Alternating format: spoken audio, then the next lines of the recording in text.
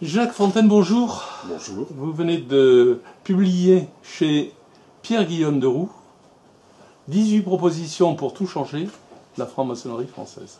Tout à fait, oui.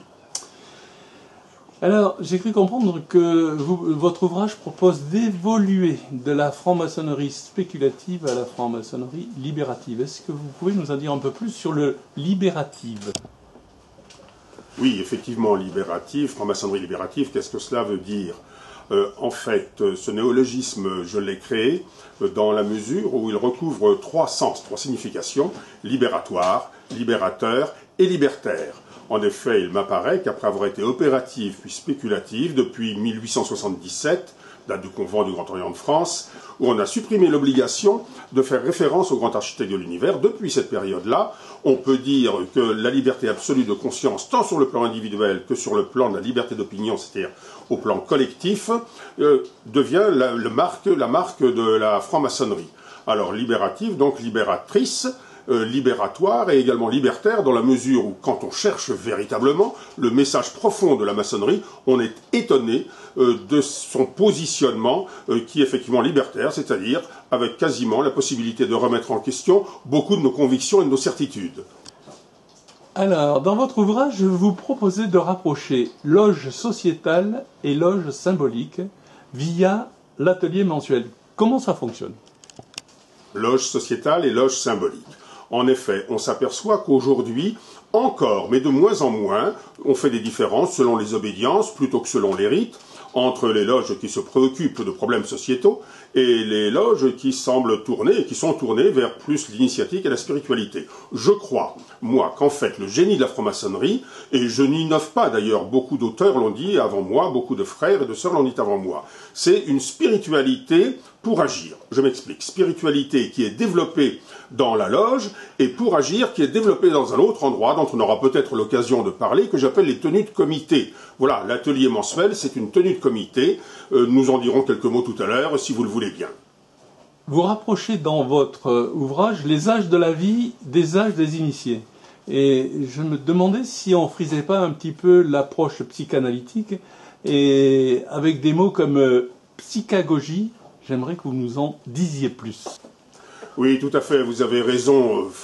Recourir aux âges de la vie peut paraître un peu freudien, et de nos jours, c'est pas obligatoirement bien porté, le freudisme. Pourtant, moi je crois que, en l'absence d'autres explications, c'est une des meilleures explications qu'il peut y avoir du fond du psychisme humain. Jacques Fontaine, je vous cite, j'ouvre les guillemets, « Si une véritable égalité existe entre frères et ou sœurs, alors l'humilité devient spontanée. » Ma question, quid des décors et des rituels de réception des illustrissimes élus ?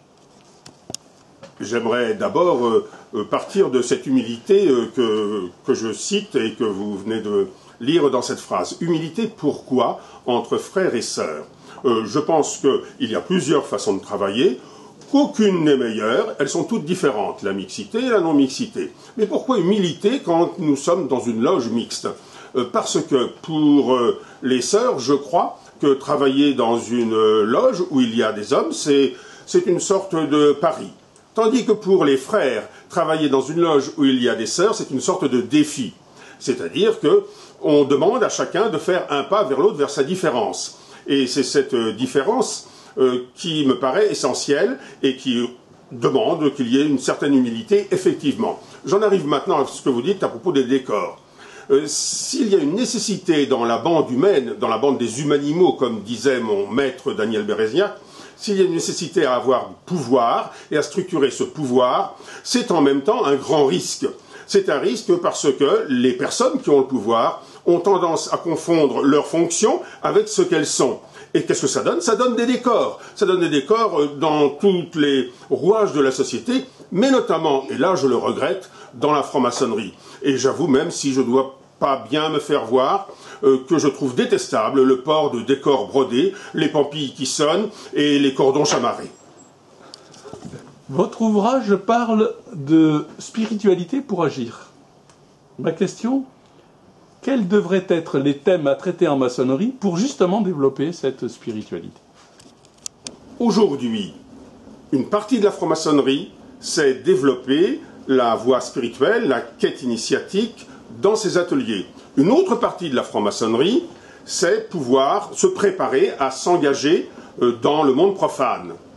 Le pari dans la devise une spiritualité pour agir, le pari de demain sur lequel je n'ai pas toutes les réponses, se trouve dans la préposition pour. Il faut que les deux puissent s'articuler l'un l'autre. Et ça, c'est tout à fait intéressant parce que nous parlions tout à l'heure de Freud et je vois que vous aviez quelques réserves à son propos que je ne partage pas, mais enfin, c'est bien possible.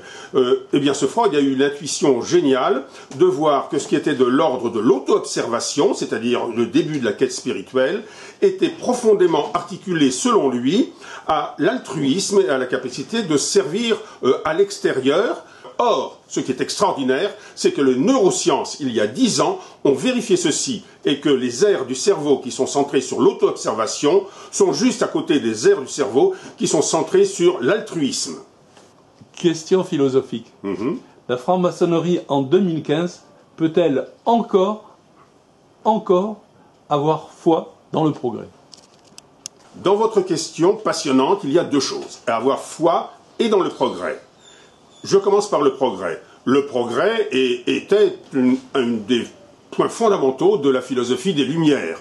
Aujourd'hui, on peut se poser la question, Auschwitz est passé par là, on peut se poser la question du progrès, effectivement.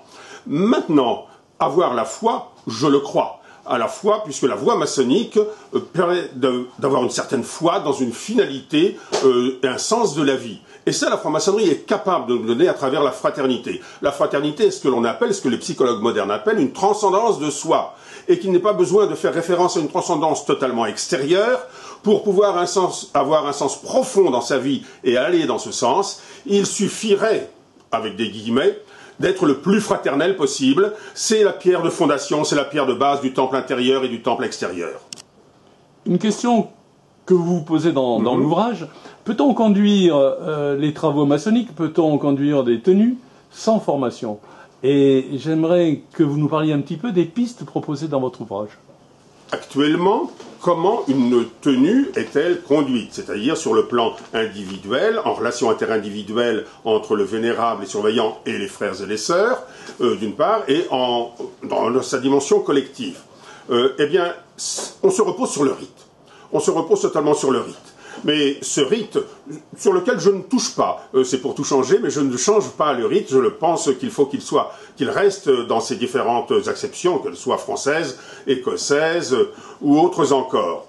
Ce que je crois, c'est que la franc-maçonnerie devrait aujourd'hui prendre toute la mesure de tout ce que l'on sait désormais sur le fonctionnement de l'être humain, et notamment sur la possibilité qu'ont les surveillants vénérables et les deux surveillants, qu'ont les surveillants en dehors de ce qu'ils disent en récitant le rite, sur la possibilité de parler et de dire des choses. Or, il n'y a pas mystère en la maison, on sait aujourd'hui de mieux en mieux que pour accompagner quelqu'un dans sa propre transformation, il faut soi-même faire preuve d'une certaine attitude. Cette attitude ne s'improvise pas, et la société ne la diffuse pas nécessairement. C'est pour ça que je crois qu'il est nécessaire que les trois maillets puissent bénéficier régulièrement de journées où ils réfléchissent en se disant qu'est-ce que l'on va faire, qu'est-ce que l'on décide, et puis concrètement dans telle situation, qu'est-ce qu'il est meilleur de dire et qu'est-ce qu'il est moins bon de dire.